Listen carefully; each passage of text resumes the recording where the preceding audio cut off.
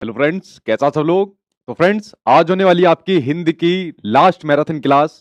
देखिए, एक मैंने मैराथन क्लास कराई थी आपकी कंटेंट वाली, जिसमें मैंने आपको क्वेश्चन आंसर भी कराए थे और साथ में आपको कंटेंट भी कराया था। और आज होने वाली है सिर्फ आपकी क्वेश्चन आंसर वाली मैराथन क्लास, जिसमें आज आपको प्रैक्टिस भी हो जाएगी और साथ में आपको कुछ इंपोर्टेंट क्वेश्चन आंसर का कलेक्शन भी आपको मिल जाएगा। लगभग मैंने आज की वीडियो के अंदर आपको 100 क्वेश्चन लिए, 100 के करीब क्वेश्चन लिए, और जो आपके एग्जाम में आपको कई क्वेश्चन यहां से देखने को मिलेंगे। देखिए, जो आपके एग्जाम में हिंदी आपको पूछी जाएगी वो पूछी जाएगी आपके 30 नंबर की। 30 नंबर की जो हिंदी पूछी जाएगी, 15 नंबर में आ जाएंगे आपके गद्यांश और काव्यांश। वो आपको ऑनलाइन करने हैं। उसको करने का तरीका मैं आपको बता चुका हूं, वीडियो भी अपलोड कर चुका हूं। और उसकी जितना हो सके आप लोग मॉक टेस्ट के ऊपर प्रैक्टिस करना। ये वाले मेरे मॉक टेस्ट है, इसके ऊपर प्रैक्टिस करना। मैं बता चुका हूं, जितना ऑनलाइन प्रैक्टिस करोगे उतना ही बेनिफिट आपको देखने को मिलेगा। उसके लिए आपको ग्रामर अलग से कोई पढ़ने की जरूरत नहीं है। मैंने एक बेसिक ग्रामर के नाम से एक वीडियो बनाई हुई है, बस उस वीडियो को आप लोग देख लेना। तो जो ग्रामर पूछी जाती है, बेसिक ग्रामर पूछी जाती है, वो आपका जो गद्यांश और काव्यांश आपको पूछे जाते हैं, उन्हीं में से आपका ग्रामर का क्वेश्चन पूछा जाता है। अलग से कोई ग्रामर आपको नहीं पूछी जाती। आपको पैराग्राफ दिया होगा, गद्यांश दिया होगा या आपको काव्यांश दिया होगा, उसी में से आपको ग्रामर के आपके क्वेश्चन पूछे जाते हैं। तो आप लोग वो बेसिक ग्रामर के नाम से मैंने वीडियो बनाई हुई है, उसको देख लेना। एक वीडियो से वो आपकी कंप्लीट हो जाएगी, जो आपके सीटेट के एग्जाम में बड़ी बेनिफिट आपको देने वाली है। ठीक, तो इससे क्या होगा, जो आपका 15 नंबर आने वाला है वो आपका कंप्लीट हो जाएगा और ये फ्री के नंबर आपके। ठीक, बस जितना हो सके इसकी प्रैक्टिस कर लेना आप लोग ऑनलाइन। बाकी के जो आपके 15 नंबर है, उस 15 नंबर में आती है आपकी पेडागोजी। अब देखिए, इसके ऊपर मैंने एक कंटेंट वाली वीडियो आपको डाली थी, वाई होप आप लोगों ने सभी ने देख ली होगी। मेरे ख्याल से 15 लाख लोगों ने उसको देख लिया है। और आज आपकी क्वेश्चन आंसर वाली वीडियो आने वाली है। आज की वीडियो के अंदर आपको कुछ ऐसे क्वेश्चन देखने को मिलेंगे जो आप लोगों ने इससे पहले ऑलरेडी किया होगा उन क्वेश्चन को, और कुछ नए क्वेश्चन भी आपको देखने को मिलेंगे। तो लगभग 100 क्वेश्चन के करीब आज की वीडियो के अंदर आपको देखने को मिलने वाले हैं। और जो ये 15 नंबर का आपका कंटेंट आपके एग्जाम में आएगा, तो मेरे ख्याल से 10 प्लस क्वेश्चन तो यही सा आज की वीडियो के अंदर आपको देखने को मिल जाएंगे। इतना मुझे पूरी उम्मीद है। थोड़ा बहुत घुमा फिरा के एग्जामिनर देगा, लेकिन 10 प्लस नंबर आपको यही सा आज की वीडियो से आपको देखने को मिल जाएंगे आपको अपने एग्जाम के अंदर। ठीक है, तो चलिए फ्रेंड्स, करते हैं आज की महामैराथन क्लास, जो आपके होने वाली है इंपोर्टेंट क्वेश्चन आंसर की, और साथ में आज आपकी एक प्रैक्टिस भी हो जाएगी आपके एग्जाम से पहले। उसके अलावा चैनल को सब्सक्राइब कर लेना आप लोग, क्योंकि उसके बाद आपके सीटेट के एग्जाम के बाद आपके पेपर का मैं एनालिसिस भी कराता रहूंगा। और उसके बाद आपके में मुझे केवीएस के एग्जाम की तैयारी करानी है, जो बच्चे केवीएस के एग्जाम की तैयारी में लगे हुए हैं। इसके साथ में आप लोग जितना हो सके ऑनलाइन मॉक टेस्ट की प्रैक्टिस करिए। आप लोगों को गूगल पर जाना है, गूगल पर जाकर लिखना है sachinacademy.com। मेरी वेबसाइट खुलकर आ जाएगी। वहां पर मॉक टेस्ट का ऑप्शन दिया हुआ है, रजिस्ट्रेशन वगैरह करके मॉक टेस्ट की जितना हो सके आप लोग प्रैक्टिस करिए। ये आपको अपने एग्जाम में बेनिफिट तब देगा जब आप लोग एग्जाम देने जाओगे, तब आपको फील आएगा कि वाकई में हमको बहुत बेनिफिट ये देखने को मिल रहा है। ठीक, तो इसको आप लोग जाके कर लेना। और देखिए, जितनी मैराथन क्लास है यार, सभी मैंने लगभग करा दी है। और इंग्लिश की बचती है, इंग्लिश वाली मैराथन क्लास कल मैं करा दूंगा। तो सभी मैराथन क्लास मैंने करा दी, अपना प्रोमिस भी मैंने निभा दिया।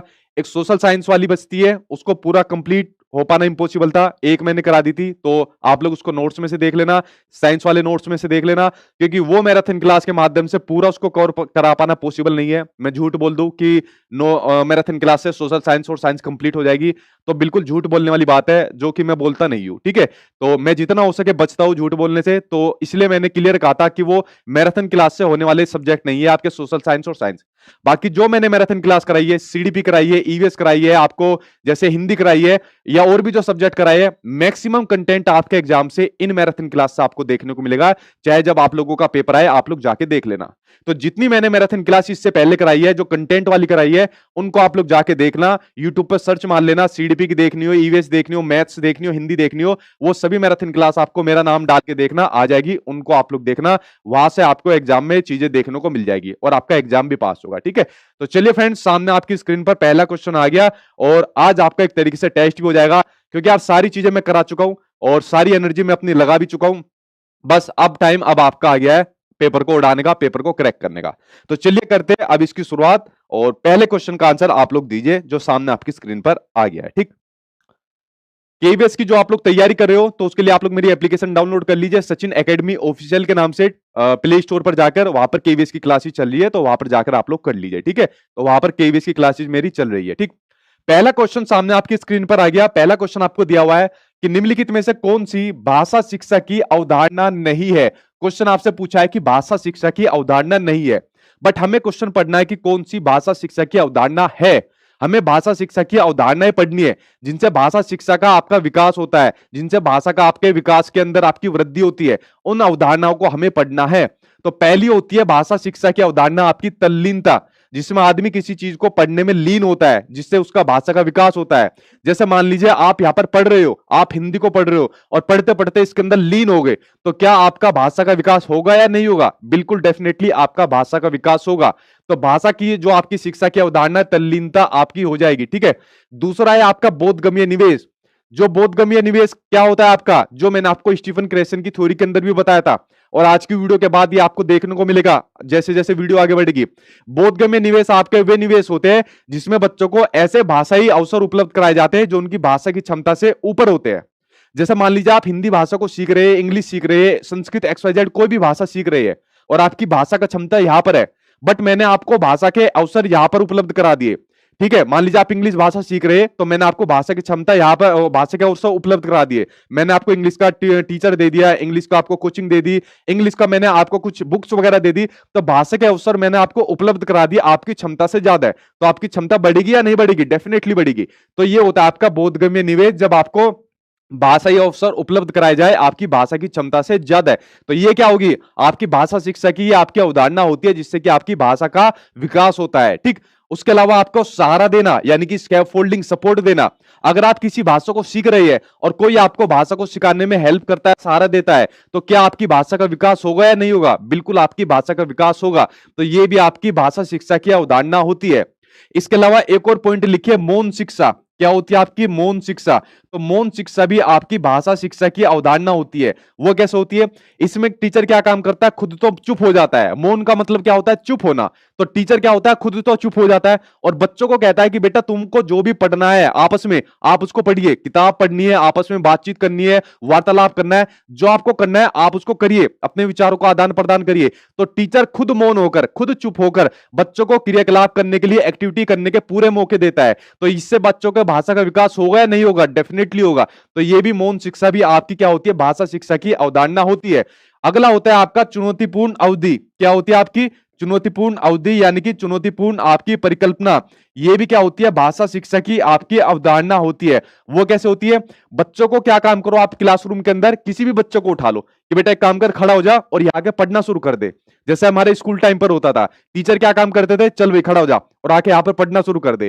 तो बच्चा आता था, कॉपी ले ली अपनी या किताब ले ली और पढ़ना शुरू कर दिया। तो बच्चों को जब कोई चैलेंजिंग काम दे दिया कि चल एक काम कर, आज तुझे किसी टॉपिक के ऊपर बोलना है, तो बोलना शुरू कर, इस टॉपिक के ऊपर तुमको बोलना है। तो जब बच्चों को कुछ चैलेंजिंग भरे काम बोलने के लिए दे दिए या विचारों के आदान प्रदान के कुछ ऐसे काम दे दिए, बच्चों को आपस में कम्युनिकेट कराने के मौके दे दिए, तो ऐसे चैलेंजिंग भरे जब काम बच्चों को दिए जाते हैं जिसमें बच्चों को बोलने के अवसर दिए जाए, तो क्या बच्चे की भाषा का विकास होगा या नहीं होगा? होगा। तो ये सभी जितने भी पॉइंट होते हैं ये क्या होते हैं? ये आपकी भाषा शिक्षा की आपकी अवधारणाएं होती है, जो पिछली बार आपके सीटेट के एग्जाम में आपको पूछे गए थे, ठीक है। क्या नहीं होगा? घटना पर आधारित आपकी संभावना आपकी नहीं होगी। तो आंसर क्या हो जाएगा? आंसर आपका नहीं हो जाएगा, क्योंकि क्वेश्चन आपके एग्जाम में नहीं पूछा है, ठीक है। तो आंसर आपका थर्ड आंसर यहां पर आपका सही हो जाएगा। इसको आप लोग समझ गए। चलिए बढ़ते हैं अब आपके नेक्स्ट क्वेश्चन की ओर। अगला क्वेश्चन सामने स्क्रीन पर ये रहा आपका नेक्स्ट। देखिए नेक्स्ट आपको क्या देता है, इसके ऊपर एक बार नजर डालते हैं। नेक्स्ट आपको देता है कि निम्नलिखित में से कौन सा भाषा के विषय में क्वेश्चन सही नहीं है। एक काम करना, जो भी क्वेश्चन आपके नहीं है पूछे, के सिवाय पूछे या के अलावा पूछे, तो अपने कान दोनों खड़े कर लेना, तो समझ जाना कि आपका कहीं ना कहीं डाउट है, आपको फंसाना चाहता है एग्जामिनर, ठीक है। क्वेश्चन अगर नहीं है पूछे तो आपको ऑप्शन बी, आपको नेगेटिव ढूंढना है। देखिए प्रत्येक भाषा की लिपि होती है, जी नहीं।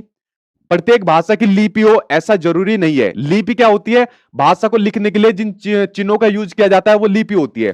लेकिन ऐसा जरूरी नहीं है कि प्रत्येक भाषा की अपनी लिपि हो, ठीक है। एक लिपि के अंदर कई सारी भाषाएं लिखी जाती है, तो ऐसा जरूरी नहीं है कि हर भाषा की अपनी लिपि हो। ये स्टेटमेंट आपका क्या हो जाएगा? नेगेटिव हो जाएगा। भाषा के लिए लिपि आवश्यक नहीं है, ये स्टेटमेंट सही है। प्रत्येक भाषा का अपना क्या होता है? व्याकरण होता है। हर भाषा का, कोई भी XYZ भाषा हो, उसका एक अपना व्याकरण होता है। इसलिए भाषा क्या होती है? एक नियमबद्ध तरीके से होती है। कैसी होती है भाषा? भाषा एक अपने नियमबद्ध तरीके से होती है, जिसको एक नियमबद्ध तरीके से सीखा जाता है। ये नहीं कि कहीं से भी भाषा को उठा लिया और उसको सीख लिया, एक नियम के तरीके से भाषा को सीखा जाता है। भाषा प्राथमिक रूप से कैसी होती है? आपकी प्राथमिक रूप से जो भाषा होती है वो आपकी मौखिक होती है। भाषा के आपके कितने रूप होते हैं? 3 आपके भाषा के रूप होते हैं।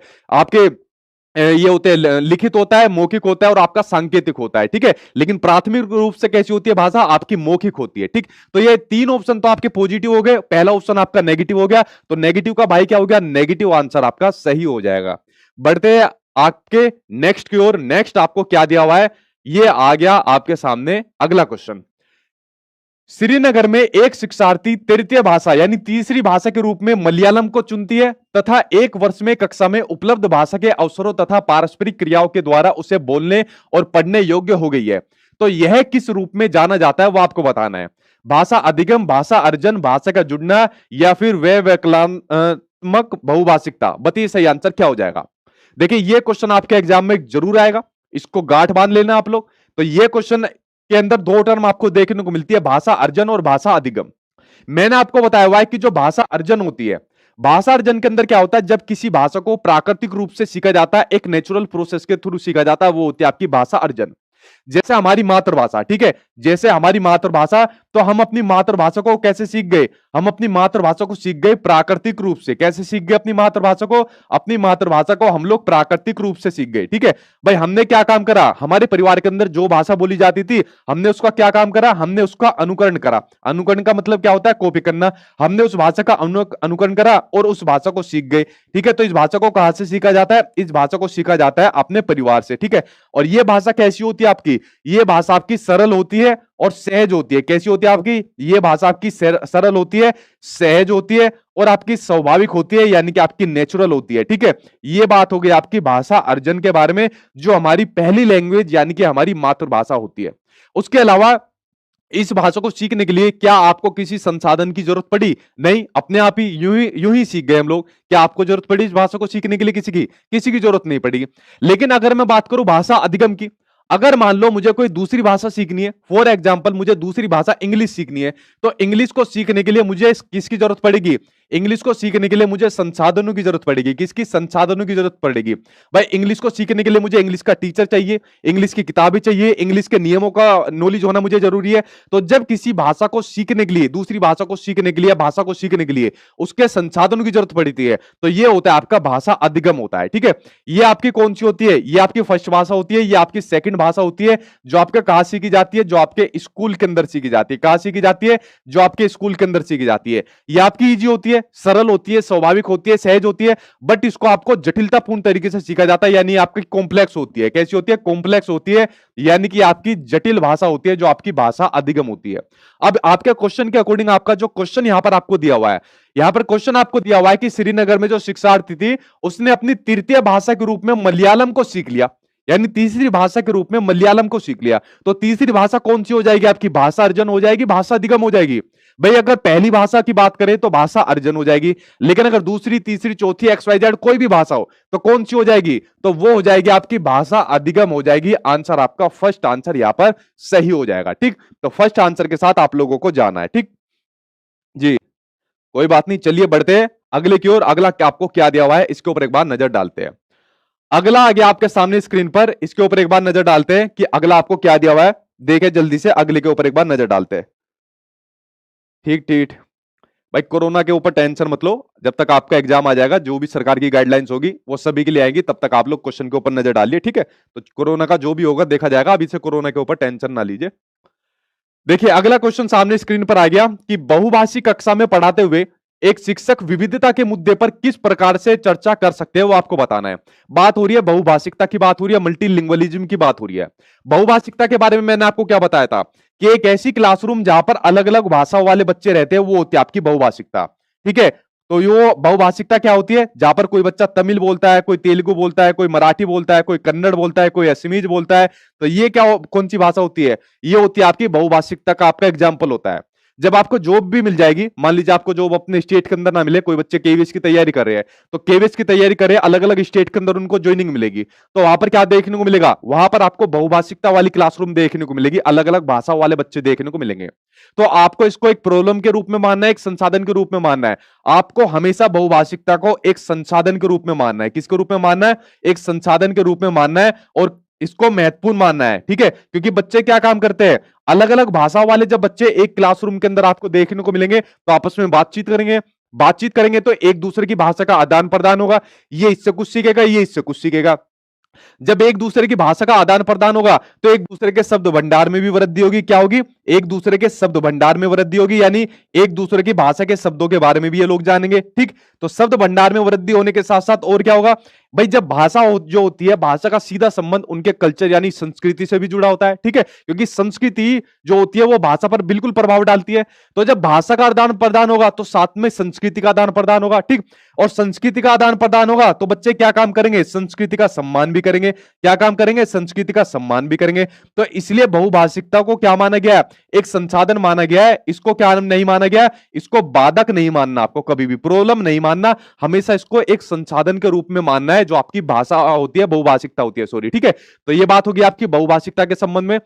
तो अब ऑप्शन को पढ़ते हो, ऑप्शन आपको क्या दिया हुआ है इसके ऊपर एक बार नजर डाल लेते हैं। पहला ऑप्शन आपको दिया हुआ है कि कक्षा में विद्यालय की जो भाषा होती है उसका प्रयोग करने की अनिवार्यता का आदेश देकर, बिल्कुल नहीं। कक्षा में जो भाषा होती है उसको इंप्लीमेंट करने की बात कभी नहीं करनी। या तो बच्चे की जो मातृभाषा होती है उसको बढ़ावा देने की बात करो, या बहुभाषिकता के ऊपर जोर दो। बाकी स्कूल की लैंग्वेज को यूज करने के ऊपर आपको ज्यादा फोकस नहीं करना। बच्चों को उनकी मातृभाषा में नहीं बोलने के लिए हतोत्साहित करने के द्वारा, बिल्कुल गलत। आपको जितना हो सके बच्चे की जो मातृभाषा होती है उसको ज्यादा से ज्यादा इंकरेज करना है, उसको ज्यादा से ज्यादा प्रोत्साहित करना है। अगर देखिए, अगर बात आ जाए आपकी मातृभाषा की, तो मातृभाषा के बारे में मैं आपको बता देता हूं। मातृभाषा को अगर मैं बात करूं, आपके एनईपी 2020 की बात करूं, चाहे मैं आपके एनसीएफ 2005 की बात करूं, चाहे मैं आपके आरटी 2009 की बात करूं, ठीक है, तो इन तीनों ने ही आपकी मातृभाषा को क्या माना है? एक महत्वपूर्ण संसाधन, इन्होंने भी इसको माना है। ठीक है, बड़ा महत्वपूर्ण माना है बच्चे की जो मातृभाषा होती है, जो मदर टंग होती है। एनपी 2020 ने तो यहां तक कह दिया कि क्लास 8 तक जो बच्चों को शिक्षण कराया जाए, जो बच्चों को जो टीचिंग कराया जाए, वो क्लास 8 तक उनकी मातृभाषा में कराया जाए। ठीक है, और जितना हो सके बच्चों को जो अवसर दिए जाए वो उनकी मातृभाषा में दिया जाए, जो बच्चों को अवसर दिए जाए। कभी भी मातृभाषा को बच्चों की सीमित ना किया जाए। क्या ना किया जाए? बच्चों की मातृभाषा को सीमित ना किया जाए, ज्यादा से ज्यादा उनको अवसर, बच्चों को मातृभाषा को उनको देना आपको चाहिए। तो इतना महत्वपूर्ण माना है बच्चे की मातृभाषा को, तो बच्चों की मातृभाषा को यहां पर हतोत्साहित यानी डिस्करेज करने की बात आ गई, तो ये ऑप्शन आपका ये भी गलत हो जाएगा। विद्यार्थियों की मातृभाषा को महत्व देकर आंसर आपका थर्ड आंसर यहां पर सही हो जाएगा। क्या हो जाएगा? थर्ड आंसर यहां पर सही हो जाएगा। जितना बच्चे की मातृभाषा को आप महत्व दोगे, प्रोत्साहित करोगे, उतना ही क्या होगा? बहुभाषिक कक्षा का आपका सबसे बढ़िया एग्जांपल आपका सेट हो जाएगा। ठीक है, अच्छा, एक क्वेश्चन यहां से आपका यह भी निकल कर आता है जो पिछली बार आपके ऑनलाइन एग्जाम में आपको देखने को मिला कि मातृभाषा आधारित बहुभाषिकता, इसका क्या मतलब होता है? ठीक है, एक क्वेश्चन यहां पर देखने को मिला कि मातृभाषा आधारित बहुभाषिकता, इसका क्या मतलब होता है? मातृभाषा आधारित सॉरी मातृभाषा आधारित बहुभाषिकता, इसका क्या मतलब होता है? इसका मतलब बताइए। मातृभाषा आधारित बहुभाषिकता का मतलब होता है, देखिए, जब बच्चा स्कूल के अंदर जाता है तो भाई स्कूल के अंदर सिर्फ अपनी मातृभाषा लेकर जाता है और तो उसे किसी दूसरी भाषा की नॉलेज नहीं रहती। जब बच्चा स्कूल के अंदर जाता है तो अपनी मातृभाषा के बाद वो धीरे धीरे करके दूसरी भाषा को सीखना स्टार्ट कर देता है।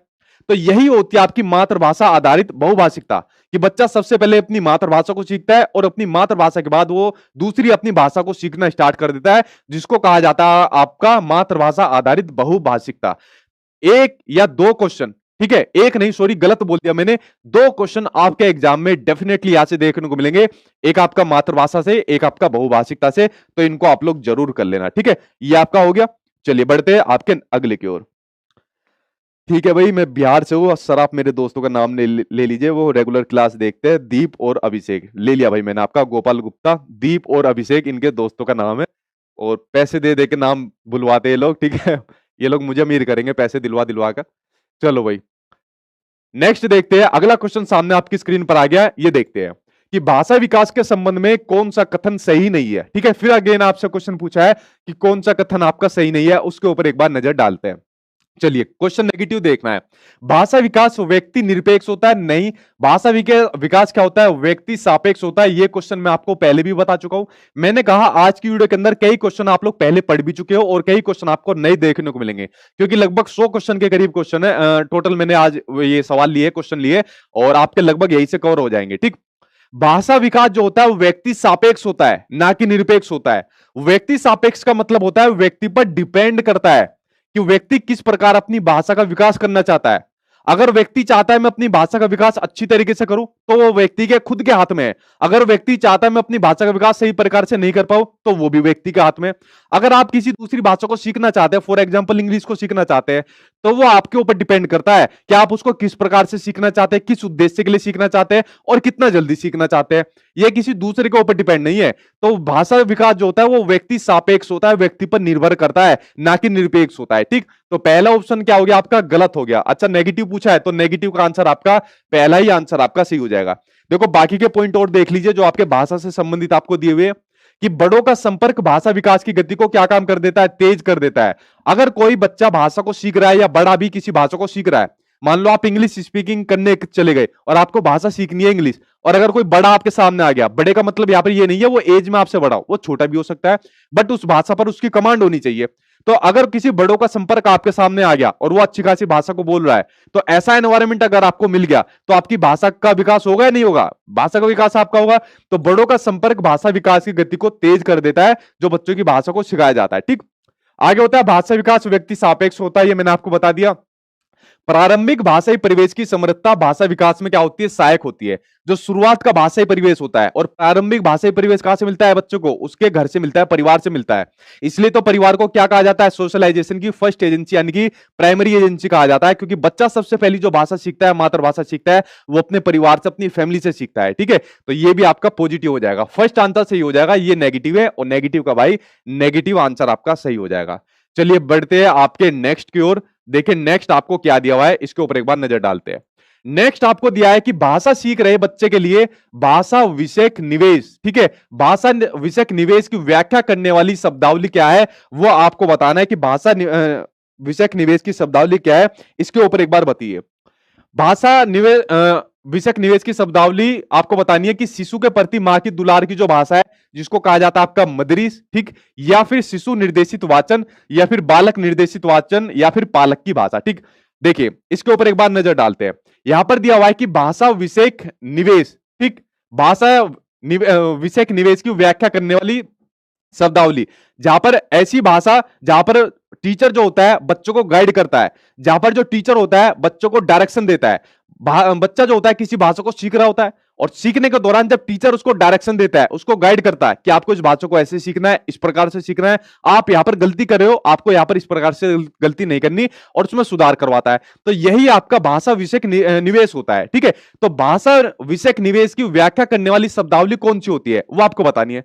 तो ये तो आप लोग समझ गए, यहां पर किसका रोल आपको देखने को मिल रहा है, टीचर का रोल आपको देखने को मिल रहा है। टीचर यहां पर गाइड करता है उसको। तो देखिए यहां पर शिशु का तो रोल आपका नहीं चला, क्योंकि यहां पर टीचर गाइड करता है, किसको, आपके बच्चों को टीचर गाइड करता है। तो ये होती है आपकी बाल निर्देशित वाचन, यानी बच्चे को निर्देशित करने वाला जो वाचन होता है, बच्चे को गाइड करने वाला, बच्चों को डायरेक्शन देने वाला जो वाचन होता है, वो होता है आपका भाषा विषयक निवेश होता है। आंसर आपका, थर्ड आंसर आपका सही हो जाएगा। अच्छा, इसमें शिशु के प्रति मां के दुलार की भाषा मदरीस हो गई। एक इसमें होती है आपकी शिशु निर्देशित वाचन, शिशु को यानी जो छोटा बच्चा होता है उसको निर्देशित करने वाली जो वाचन कौन सी होती है, जैसे आपने देखा है ना हमारे घर के अंदर जैसे छोटे छोटे बच्चे रहते हैं, तो जो बड़ा भी आदमी होता है घर के अंदर, जैसे हम भी हो गए या हमारे पेरेंट्स हो गए या कोई दादा भी हो गया, कोई बड़ा भी आदमी हो गया, तो जब छोटे बच्चों से बात करता है तो खुद तुतलाकर बोलना शुरू कर देता है, अपनी भाषा में चेंज कर लेगा और खुद छोटा बच्चा बन जाएगा और खुद तुतला तुतला कर बोलेगा, अरे छोटे बच्चों की तरह बोलना शुरू कर देगा। तो वो क्या काम करता है, वो शिशु को, छोटे बच्चों को निर्देशित करने के लिए जिस वाचन का यूज करता है वो होती है आपकी शिशु निर्देशित वाचन। आपने खुद देखा होगा, आप खुद करते होंगे, छोटे बच्चों के साथ तुतला तुतला के बोलते हैं। ठीक है, तो ये होती है शिशु निर्देशित वाचन। और एक होती है आपकी गधा निर्देशित वाचन, इसके ऊपर और देखो। ठीक है, ये होती है आपकी गधा निर्देशित वाचन, ये होती है आपकी गधा निर्देशित वाचन, ये बड़ी इंपॉर्टेंट वाचन है। ठीक है, ये होती है आपकी गधा निर्देशित वाचन।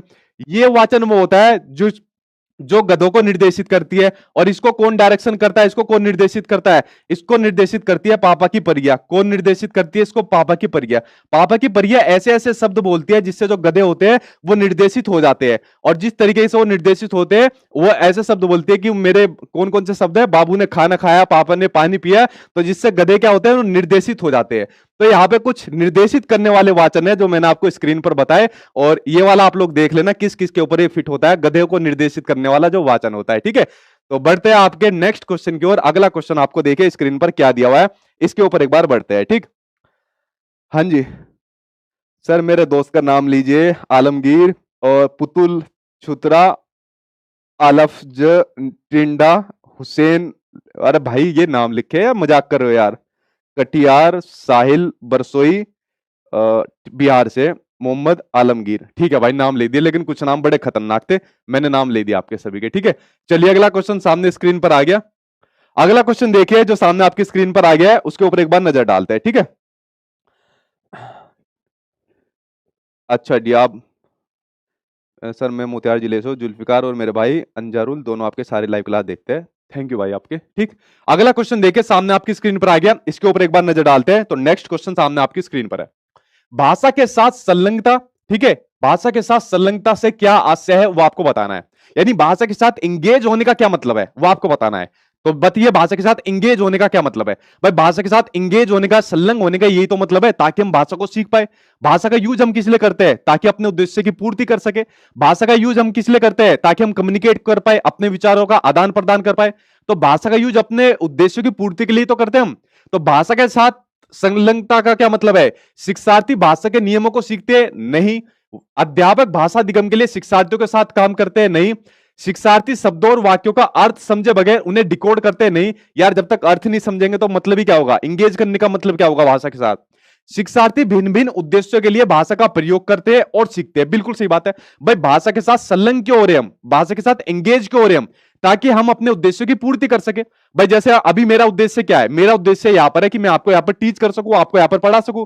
तो उसके लिए मैं यहां पर किसका यूज कर रहा हूं? मैं भाषा का यूज कर रहा हूं। तो यही क्या है? भाषा के साथ संलग्नता है। मैं यहां पर भाषा के साथ संलग्न हूं और आपको टीच कर रहा हूं, क्योंकि मेरा यहां पर उद्देश्य है ताकि मैं अपने स्टूडेंट को यहां पर पास करा सकूं और उनको क्लास दे सकूं। ठीक है, तो आंसर आपका फोर्थ आंसर यहां पर आपका सही हो जाएगा। बढ़ते हैं नेक्स्ट की ओर। अगला क्वेश्चन देखिए सामने आपकी स्क्रीन पर ये रहा। नेक्स्ट आपको दिया हुआ है कि संविधान की 8वीं अनुसूची में शामिल कौन सी भाषा है? संविधान की 8वीं अनुसूची के अंदर आपकी 22 भाषाएं दी हुई है। मैंने आपसे कहा हुआ था भाई 22 के 22 भाषाओं को आप लोग याद कर लेना, किसी एक भाषा के बारे में आपसे पूछा जा चुका है। ठीक है, तो संविधान की 8वीं अनुसूची में 22 भाषाओं में से इनमें से बताना है कौन सी भाषा शामिल है। अवधी नहीं है, नागपुरी नहीं है, बोडो आपकी भाषा है। कौन सी है? बोडो है। आंसर आपका थर्ड आंसर आपका सही हो जाएगा। बढ़ते हैं नेक्स्ट की ओर। अगला क्वेश्चन देखिए, भाषाओं के बारे में एक और क्वेश्चन आपके सामने आ गया। अगला क्वेश्चन आपको दिया हुआ है, यहां पर आपके दो कथन दिए हुए, कथन आ और बा, तो दोनों के ऊपर विचार करना है और फिर विचार करने के बाद उसका आंसर देना है। आपको दिया हुआ है कि भाषा चिंतन प्रक्रिया से जुड़ी हुई है। बिल्कुल सही बात है, भाषा का और चिंतन का आपस में घनिष्ठ संबंध देखने को मिलता है। देखिए चिंतन क्या होती है, चिंतन के बारे में मैंने आपको बताया हुआ है, जब भी कभी समस्या हमारे सामने आती है तो समस्या आने पर जो सबसे पहली चीज शुरू होती है वो होती है चिंतन। जैसे अगर मैं आपसे पूछूं कि भाई सीटेट का एग्जाम आप लोग कैसे पास करोगे, तो आपके सामने क्या आई? आपके सामने आया चिंतन। और चिंतन आने के बाद आप लोग क्या काम करना शुरू करते हो? आप लोग चिंतन आने के बाद जो भी अपना समाधान करते हो वो अपनी भाषा के अंदर करते हो। यार एक काम करेंगे, सचिन सर की मैराथन देखेंगे, इनके नोट्स को अच्छे तरीके से पढ़ जाएंगे और इनके मॉक टेस्ट वगैरह के ऊपर प्रैक्टिस करोगे। तो माइंड के अंदर आप लोग जितना चिंतन कर रहे हो वो अपनी मातृभाषा के अंदर ही तो कर रहे हो, अपनी भाषा के अंदर करते हो ना जो भी चिंतन करते हो। तो भाषा का और चिंतन का आपस में संबंध है या नहीं है, या किसी दूसरी भाषा में आप लोग करते हो, या जो भी आप चिंतन कर रहे हो और भाषा के अंदर द्वारा बोल कुछ हो रहे हो। अगर मैं पूछूं आपका क्या नाम है, तो आपके सामने क्या ही समस्या ही, समस्या के बाद आपने क्या काम करना शुरू करा? चिंतन करा। लेकिन नाम मैंने आपसे पूछा आपका क्या नाम है और बोल कुछ हो रहे हो, तो ऐसा तो है नहीं ना। तो दोनों का आपका घनिष्ठ संबंध देखने को मिलता है। तो भाषा जो होती है आपकी चिंतन प्रक्रिया से आपकी जुड़ी रहती है। पहला आपका सही हो गया। अच्छा मुझे एक बात ये बताओ, मैंने आपको सीडीपी के अंदर ये बात बता चुका हूं आपका, किस मनोवैज्ञानिक ने कहा पहले भाषा आती है फिर चिंतन आती है? फिर किस मनोवैज्ञानिक ने कहा पहले चिंतन आता है फिर भाषा आती है? पहला क्वेश्चन आपका ये बन गया। किस मनोवैज्ञानिक ने कहा कि जो भाषा और जो चिंतन होते हैं वो शुरू में अलग होते हैं और बाद में जाके एक हो जाते हैं, फिर ये होता है? ये स्टेटमेंट आपकी लैंग्वेज के अंदर आपका पूछा जाएगा, कई बार बता चुका हूं। बताइए कमेंट बॉक्स में इसका क्या आंसर हो जाएगा। अगला आपको दिया हुआ है कि भाषा संभाषण यानी कम्युनिकेट करना, कम्युनिकेशन करना, कि भाषा संभाषण की संरचना और संभाषण कार्यों का अभ्यास करने में मदद करती है। बिल्कुल सही बात है भाई, मैं यहां पर कम्युनिकेट क्यों कर पा रहा हूं आप लोगों से? भाषा की हेल्प से तो कर पा रहा हूं। अगर भाषा नहीं होगी तो मेरी चोच बंद हो जाएगी, मैं कुछ बोल ही नहीं पाऊंगा। तो दूसरा ऑप्शन भी क्या हो गया? सही हो जाएगा। तो दोनों ही आपके क्या हो जाएंगे? सही आपके हो जाएंगे, दोनों के दोनों। बढ़ते नेक्स्ट की ओर। अगला देखिए सामने आपकी स्क्रीन पर आ गया जो आपका नेक्स्ट क्वेश्चन है, इसके ऊपर एक बार नजर डाल लेते हैं। ठीक है, अगले के ऊपर एक बार नजर डालिए। निम्नलिखित में से कौन सा व्याकरण अधिगम का उद्देश्य नहीं है? ठीक है, व्याकरण अधिगम यानी व्याकरण को सीखने का उद्देश्य नहीं है। बताओ भैया, आप लोग किसी भाषा का जब व्याकरण सीखते हो तो उसका कौन सा उद्देश्य नहीं है वो आपको बताना है। पहला है आपका कि वास्तविक जीवन के उद्देश्य में व्याकरण के नियमों का इस्तेमाल करना, ये तो आपका उद्देश्य होता है भाई। वास्तविक जीवन के जितने भी हमारे उद्देश्य होते हैं, हम भाषा को क्यों सीखते हैं, कोई ना कोई हमारा उद्देश्य है। आप लोग यहाँ पर क्यों सीखने आए हो भाषा को, हिंदी सीखने आए हो, संस्कृत सीखने आए हो, इंग्लिश सीखने आए हो, कोई तो उद्देश्य है, सीटेट का एग्जाम पास करना है, तभी आप लोग इसके व्याकरण सीख रहे हो। तो जो आपके वास्तविक जीवन के उद्देश्य है उसमें व्याकरण के नियमों का इस्तेमाल करना, यह आपका व्याकरण का उद्देश्य होता है। लेकिन हमको तो नेगेटिव ढूंढना है। संदर्भ में नियमों का इस्तेमाल करके समझ बनाना, यह भी आपका व्याकरण का उद्देश्य होता है, यह भी नहीं होगा। भाषा के नियमों पर निपुणता प्राप्त करने से ही व्याकरण सीखी जाती है। अगर भाषा के जो नियम होते हैं, अगर हम उस पर प्रोफिशिएंसी हासिल कर ले, निपुणता हासिल कर ले, क्या उसी पर व्याकरण सीखी जाती है? ऐसा बिल्कुल पॉसिबल नहीं है। अगर आप लोग फोर्थ ऑप्शन को पढ़े कि भाषा के प्रयोग के आधार पर नियम खोजना, अगर हम भाषा के प्रयोग को करें और प्रयोग करें, एक्सपेरिमेंट करें, भाषा को ज्यादा से ज्यादा बोले, तो कुछ आप लोग देखोगे कि अपने आप ही नए नए व्याकरण के नियम हम लोग खुद ही सीख जाते हैं। इनफैक्ट खुद अपनी क्रिएटिविटी के आधार पर खुद नियम अपने आप ही कुछ ना कुछ बना देते हैं। तो इससे बढ़िया तरीके से व्याकरण सीखी जाएगी, या इससे बढ़िया तरीके से व्याकरण सीखी जाएगी नियमों के आधार पर?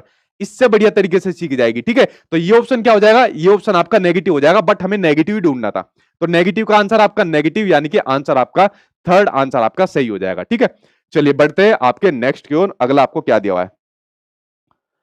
सर जी आज मेरा भी नाम ले लीजिए प्लीज। सलामुद्दीन बिहार। अरे सर आपकी वजह से मेरा 70 से 150 और 125 स्कोर आने लगा है मॉक टेस्ट में। मैंने लिया है, आप बेस्ट हो सर, वेरी गुड भाई। 70 से 125 आ गए। अगला आ गया भाई रंजन कुमार व्लॉग। सचिन सर मुझे इंग्लिश में दिक्कत आ रही है, मैं आपके नोट्स भी लिया हूँ और मॉक टेस्ट भी, आपके सारे मैराथन वीडियो को देख लिया हूँ और आप भी लगभग सारे, ओ बहुत बड़ा मैसेज है, ठीक है सारे कर रहा हूँ। रंजन कुमार डोंट वरी, कल आपकी इंग्लिश की मैराथन होगी। ठीक है, तो कल मैं कराऊंगा आपकी इंग्लिश की मैराथन, उसको मैं कंप्लीट करा दूंगा। ठीक है, उसके लिए बेफिक्र रहना। चलिए अगला बढ़ते हैं आपके सामने। नेक्स्ट क्वेश्चन जो आपके सामने स्क्रीन पर आ गया, ये रहा। कक्षा 8 की एक अध्यापिका अपने शिक्षार्थियों को आनंद और कष्ट से संबंधित शब्दों को सोचने के लिए कहती है और बाद में वह 5-5 के समूह में इन शब्दों के आधार पर शब्द जाल बनाने के लिए कहती है। शब्द संपदा, शब्द संपदा का मतलब क्या होता है? शब्दों का भंडार। क्या मतलब होता है आपका? शब्दों का भंडार। तो शब्द संपदा सीखने के लिए इस उपागम को क्या कहती है? वो क्या काम करती है कि भाई आनंद के पास ले लो और कष्ट के पास शब्द ले लो। ठीक है, तो इनके आधार पर वो क्या काम करती है? सोचने के लिए कहती है और इनको शब्द जाल बनाने के लिए कहती है। तो वो यहां पर किस चीज का यूज कर रही है वो आपको बताना है। सामने आपकी स्क्रीन पर क्वेश्चन है, इसका आंसर दीजिए। ठीक, बताओ भाई इसका आंसर। देखिए अगर आप लोग देखोगे इसके अकॉर्डिंग, जब शब्दों को विषय के अनुरूप बांटा जाता है, जब यहां पर शब्दों को सब्जेक्ट के अकॉर्डिंग बांट दिया, विषय के अनुरूप बांट दिया, तो उसको क्या कहा जाता है? जब शब्दों को विषय को अकॉर्डिंग बांटा जाता है तो उसको कहा जाता है थीम विषयक उपागम। ठीक है, यहां पर जो शब्द दिए हुए थे आनंद और कष्ट, कौन से शब्द थे? आनंद और कष्ट। जब उसको थीम के अकॉर्डिंग बांट दिया तो इसको कहा जाता है आपका थीम विषयक उपागम कहा जाता है। ठीक है, शब्द दे दिए आनंद और कष्ट, उसको थीम के अकॉर्डिंग बांट दिया। इनकी जगह कुछ और भी हो सकता था, आपके जानवर के बारे में दे दिया, प्रकृति के बारे में दे दिया, पौधों के बारे में दे दिया, तो कुछ भी थीम ले दी या कुछ भी शब्द ले दिया और उनके अकॉर्डिंग आपको बांट दिया और उन पर कुछ भी आपका लेख बनाने के लिए कह दिया या XYZ कुछ भी प्रतिक्रिया करने के लिए कह दिया, तो उस चीज को कहा जाता है आपका थीम विषयक उपागम कहा जाता है। शब्द जाल तो आपका होने से रहा, विन्यास होने से रहा और आयाम आधारित उपागम भी होने से रहा। आपका फर्स्ट आंसर सही हो जाएगा। बढ़ते नेक्स्ट की ओर। ये क्वेश्चन तो मैंने करा दिया था ना, ये कराया था, मैंने समझाया था, ये मैंने समझाया था आई थिंक, ये वाला क्वेश्चन मैंने, अच्छा ठीक है ये समझाया था मैंने। हाँ, मातृभाषा आधारित बहुभाषिकता क्या होती है वो आपको बताना है। चलिए इसका क्या आंसर हो जाएगा, क्योंकि मैंने ऑलरेडी समझाया था पहले जो क्वेश्चन आपको बताया था कि मातृभाषा के द्वारा वस्तुपरक विषय को सीखना नहीं, शिक्षार्थी अपनी मातृभाषा से शुरुआत करते हैं और बाद में कई भाषाएं सीख लेते हैं। इसको कहा जाता है आपका मातृभाषा आधारित बहुभाषिकता, जो बात मैंने आपको वीडियो के स्टार्टिंग में ही आपको बता दी थी। ठीक है, चलिए इसको मैंने पहले बता दिया था। अगला क्वेश्चन की ओर बढ़ते हैं जो सामने आपकी स्क्रीन पर ये रहा। आपका नेक्स्ट क्वेश्चन आपके सामने आ गया। नेक्स्ट आपको दिया हुआ है कि निम्नलिखित में से कौन सी भाषा की एक विशेषता नहीं है? भाषा की एक विशेषता नहीं है पूछिए, तो चलिए पढ़ते हैं भाषा की विशेषता नहीं है। पहला दिया है आपको कि भाषा यादृच्छिक है। देखिए ये क्वेश्चन भी पहले मैं करा चुका हूं, इसको गलत मत कर देना कोई भी। भाषा यादृच्छिक है, यानी कि भाषा जो होती है यादृच्छिक का मतलब होता है भाषा स्वतंत्र है। जी हां बिल्कुल सही बात है, भाषा स्वतंत्र है। कोई भी आदमी किसी भी परिस्थिति में कहीं पर भी भाषा को सीख सकता है, बोल सकता है, तो इसलिए भाषा को यादृच्छिक यानी कि स्वतंत्र माना गया है। यह बात बिल्कुल सही है। दूसरा ऑप्शन दिया है कि भाषा स्थिर है। जी नहीं, भाषा स्थिर नहीं है, भाषा अस्थिर है। क्या है? भाषा अस्थिर है। यार भाषा ये थोड़ी है कि भाषा फिक्स है। आप लोग कहीं, सिंपल सा एग्जांपल आपको देता हूं, आप लोग आज से 10 साल पहले उठा के देख लो, 50 साल उठा के देख लो, पीछे के 500 साल उठा के देख लो, क्या भाषा के अंदर अंदर चेंज आपको देखने को नहीं मिला? कितना चेंज होता हुआ देखने को मिल रहा है भाषा के अंदर।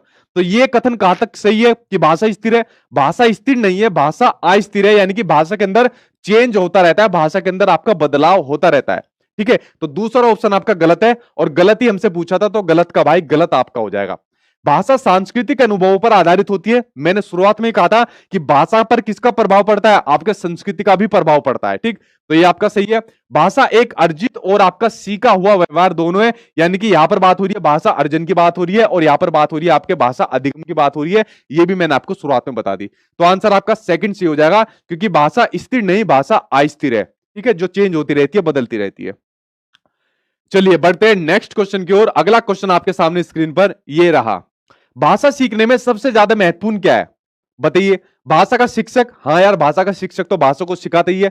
दूसरा पाठ्य पुस्तक, बिल्कुल पाठ्य पुस्तक की हेल्प से तो भाषा को सीखते हैं, ये भी सही है आपका। आकलन की जटिलता, जटिलता एक बार को कह नहीं सकते, लेकिन आकलन तो जरूरी होता है, बिना आकलन के पता कैसे चलेगा कि भाषा कितनी बच्चा सीख रहा है। लेकिन अगर मैं फोर्थ ऑप्शन को देखूं, भाषा समृद्ध परिवेश, कि भाषा से समृद्ध परिवेश होना चाहिए, भाषा को सीखने का सबसे बढ़िया सबसे इफेक्टिव तरीका होता है, तो आंसर हो जाएगा आंसर फोर्थ। भाषा समृद्ध परिवेश का मतलब क्या होता है? भाषा समृद्ध परिवेश का मतलब होता है कि भाषा से प्रिंट युक्त समृद्ध परिवेश। देखो इसका सिंपल सा एग्जांपल मैं आपको कई बार बता चुका हूं। जो आपका घर है, घर के चारों तरफ आपको भाषा बिखरी हुई आपको देखने को मिलेगी। आप लोग होर्डिंग देखना, कोचिंग के आपको होर्डिंग आपको देखने को मिलेंगे, जो मूवी होती है, फिल्में होती है, उसके पोस्टर आपको देखने को मिलेंगे, नेताजी का पोस्टर देखने को मिलेंगे, ईमानदार, कर्मठ, जुझारू, और पता नहीं दुनिया भर के क्या क्या देखने को मिलते हैं। तो दुनिया भर के आपको क्या देखने को मिलते हैं? पोस्टर, होर्डिंग्स, और आपको डायरेक्शन वगैरह के चार्ट वगैरह के आपको देखने को मिलते हैं।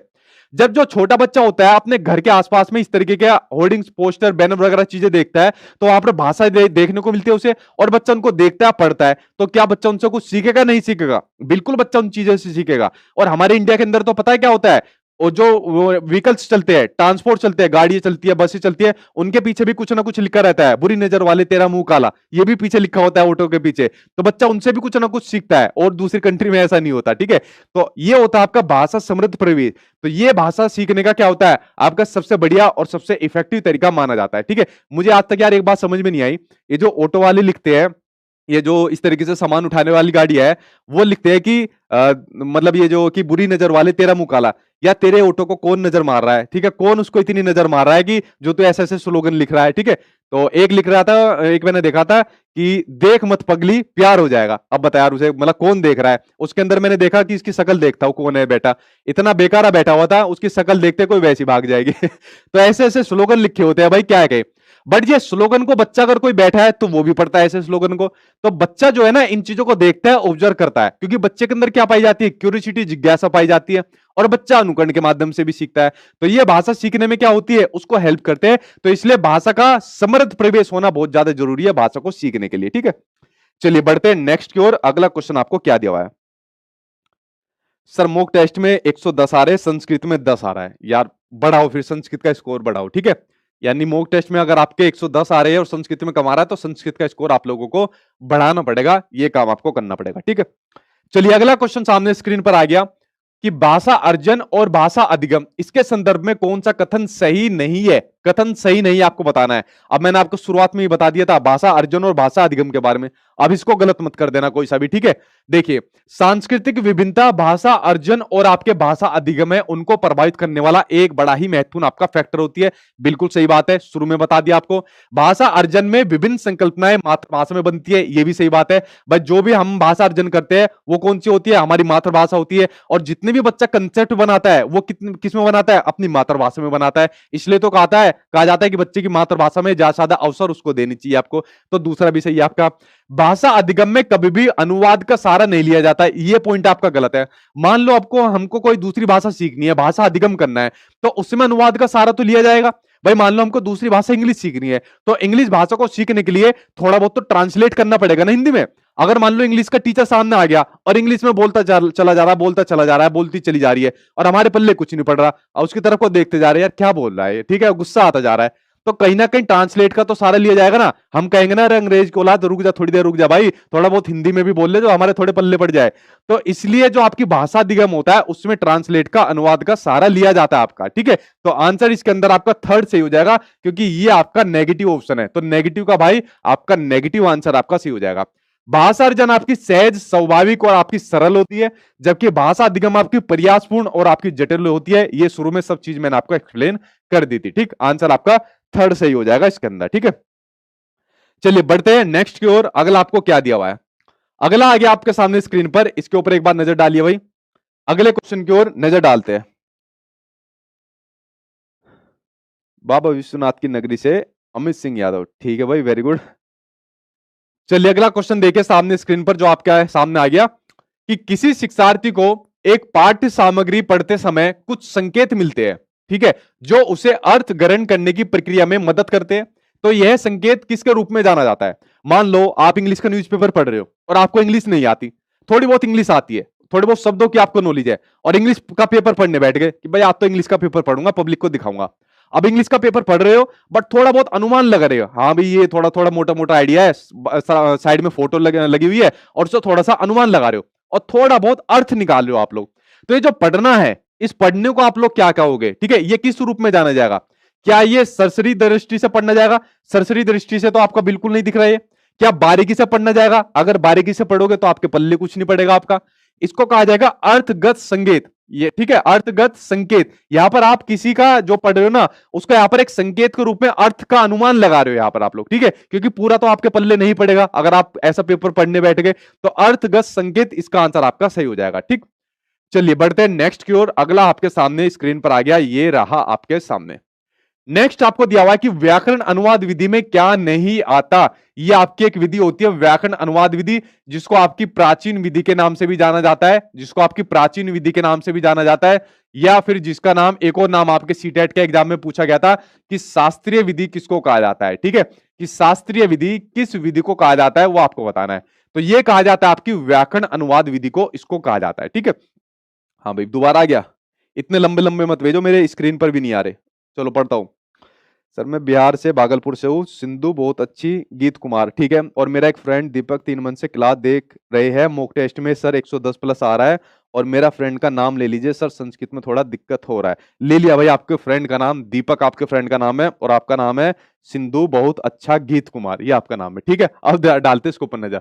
देखो व्याकरण अनुवाद विधि के अंदर क्या होता है, इसमें किसी अगर दूसरी भाषा को सीखना है, मान लो आपको दूसरी भाषा इंग्लिश ही सीखनी है, ठीक है, मान लो अगर आपको कोई दूसरी भाषा इंग्लिश सीखनी है, ठीक है, और व्याकरण अनुवाद विधि के माध्यम से सीखनी है, तो इस विधि में क्या होता है, इस विधि में दूसरी भाषा का पहले आपको व्याकरण सीखना पड़ेगा, यानी दूसरी भाषा का आपको पहले ग्रामर सीखना पड़ेगा, व्याकरण सीखना पड़ेगा।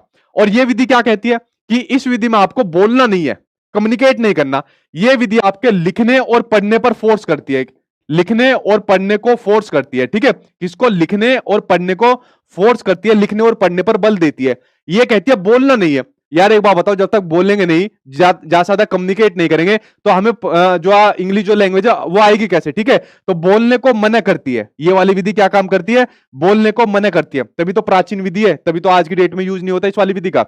उसके अलावा ये वाली विधि क्या काम करती है, इसमें यह कहती है कि भाई आप अनुवाद का सहारा ले लो। मान लो अगर आपको दूसरी लैंग्वेज इंग्लिश सीखनी है, तो आपकी मदर टंग मान लो हिंदी है, तो आप एक काम करो, अनुवाद का सहारा ले लो, कि अगर मैं बोलूं कि मैं स्कूल जा रहा हूं, तो I am going to school, तो आप लोग क्या काम करो, अनुवाद का सहारा आप लोग ले सकते हो।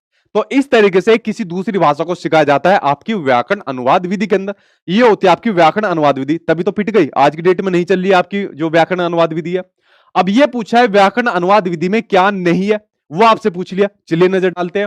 मातृभाषा द्वारा सीखने को बढ़ावा देना, देखो यहां पर अनुवाद का सहारा लिया जाता है, और जब अनुवाद का सहारा लिया जाता है तो आदमी अनुवाद का सहारा किस में लेता है, अपनी मातृभाषा में लेता है। तो भाई मातृभाषा द्वारा सीखने को तो बढ़ावा दिया जाता है, तो पहला तो सही हो जाएगा, लेकिन हमको नेगेटिव ढूंढना है। व्याकरण को महत्व देना, तो भाई व्याकरण को तो महत्व दिया जाता है, क्योंकि दूसरी भाषा को अगर सीखना है तो पहले उसको व्याकरण को सीखा जाता है, तो ये भी आपका पॉजिटिव हो जाएगा। विद्यार्थियों के संप्रेषण कौशल, यानी जो बोलने का कौशल है उसका संवर्धन करना, यानी उसको बढ़ावा देना। देखो यार, बोलने को मना करती है वाली विधि, ये कहते हैं लिखो और पढ़ो लेकिन बोलो मत, ठीक है, तो ये ऑप्शन आपका गलत हो जाएगा, ठीक है। ये सिर्फ लिखने पढ़ने पर बल देती है, बोलने पर बल नहीं देती, कम्युनिकेट करने पर बल नहीं देती। उसके अलावा विद्यार्थियों को भाषा के आधार पर धारा प्रवाह योग करने बनाना, ये सही हो जाएगा। ये ऑप्शन आपका नेगेटिव है और नेगेटिव का भाई नेगेटिव आंसर आपका सही हो जाएगा। चलिए बढ़ते हैं आपके नेक्स्ट क्वेश्चन की ओर, जो सामने आपकी स्क्रीन पर ये आ गया नेक्स्ट क्वेश्चन। देखिए अगली विधि जिसका यूज आज की डेट में सबसे ज्यादा हो रहा है वो आगे सामने आपकी अगली विधि, ठीक। राजवीर फिटनेस सीरीज, ये कौन है? अगला क्वेश्चन आ गया, आज सारे पैसे देने में लगे हुए हैं।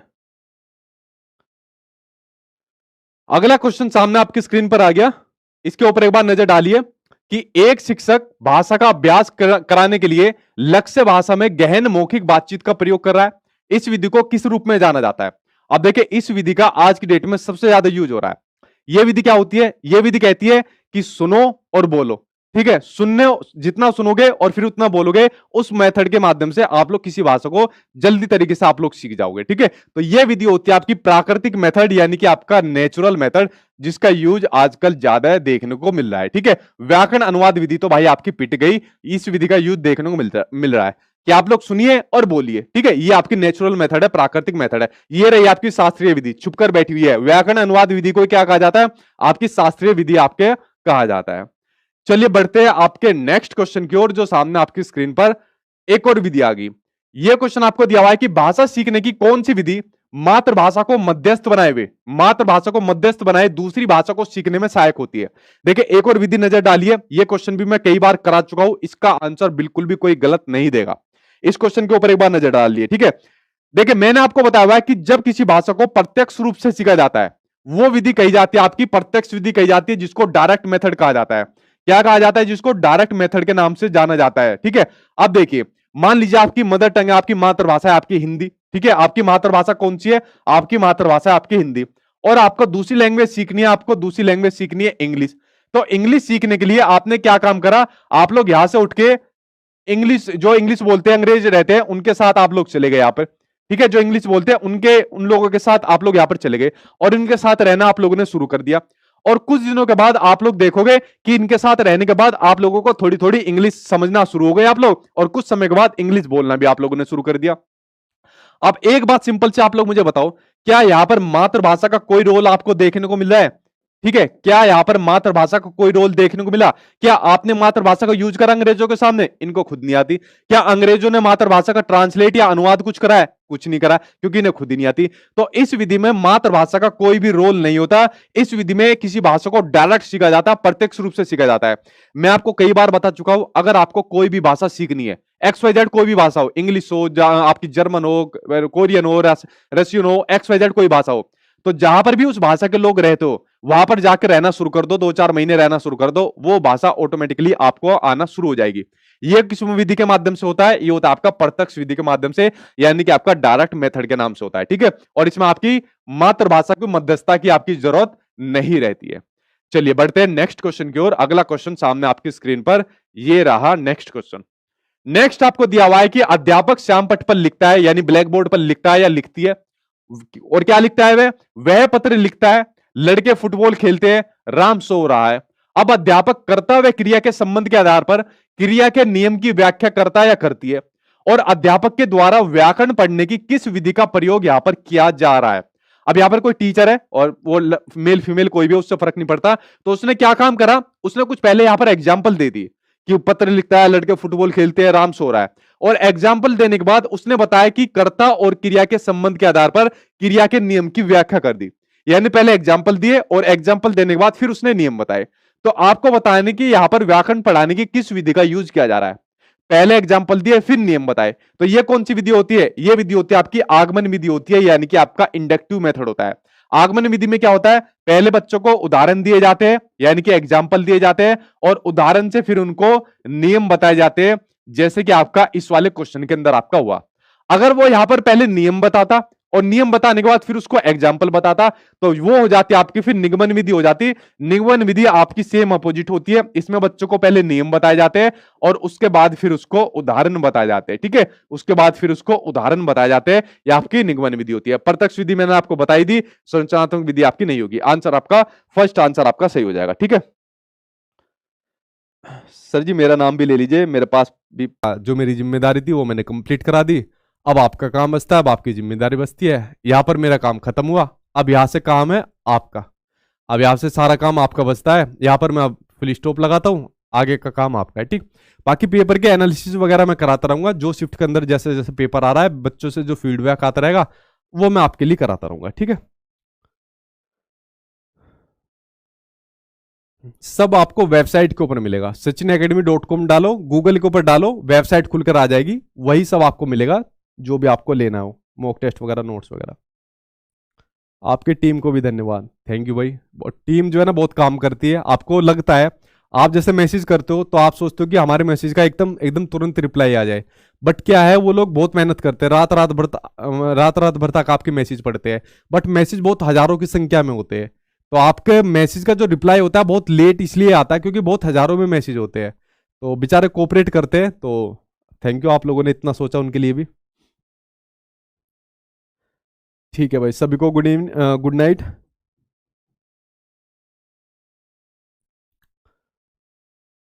सर 130 आ रहा है, और क्या करें? और प्रैक्टिस करिए। अगर 130 प्लस आ रहा है, 130 प्लस आ रहा है तो और ज़्यादा प्रैक्टिस करिए, ठीक।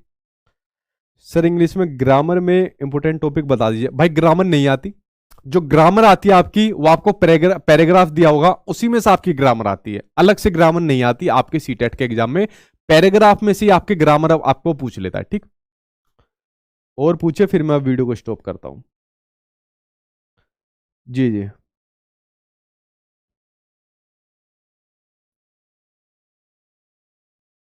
ठीक, वेरी गुड। आपको देखकर बहुत मोटिवेशन मिलता है, ठीक। यादगार था, यादगार पल था सर, अभी सिंह बोल रहे हैं। ठीक भाई, यादगार पल था। चलिए फ्रेंड्स, वीडियो को मैं स्टॉप करता हूं, और उसके बाद कल इंग्लिश वालों की मैराथन क्लास होगी। तो भाई इंग्लिश वालों जो आप लोग बच्चे हो, कल 8 बजे आ जाना। और जो जो आपके कॉन्टेक्ट में इंग्लिश वाले बच्चे हैं जिनकी इंग्लिश सब्जेक्ट है, आप लोग उनको बता देना कि कल 8 बजे मैं उनकी इंग्लिश की मैराथन क्लास लूंगा। फिर आप लोगों से मिलूंगा मैं परसों। तो परसों मिलूंगा आप लोगों से 8 बजे, कुछ जरूरी डिस्कशन करूंगा, कुछ जरूरी बात करूंगा। तो फिर मैं मिलूंगा आप लोगों से परसों। तो आप लोग परसों मुझसे मिलना है, ठीक है। तो परसों मिलते हैं आप लोगों से 8 बजे। कल इंग्लिश वालों की मैराथन क्लास में करवा देता हूं। थैंक यू फ्रेंड्स, मिलता हूं आप लोगों से परसों, और कल मिलता हूं इंग्लिश वालों से। Thank you.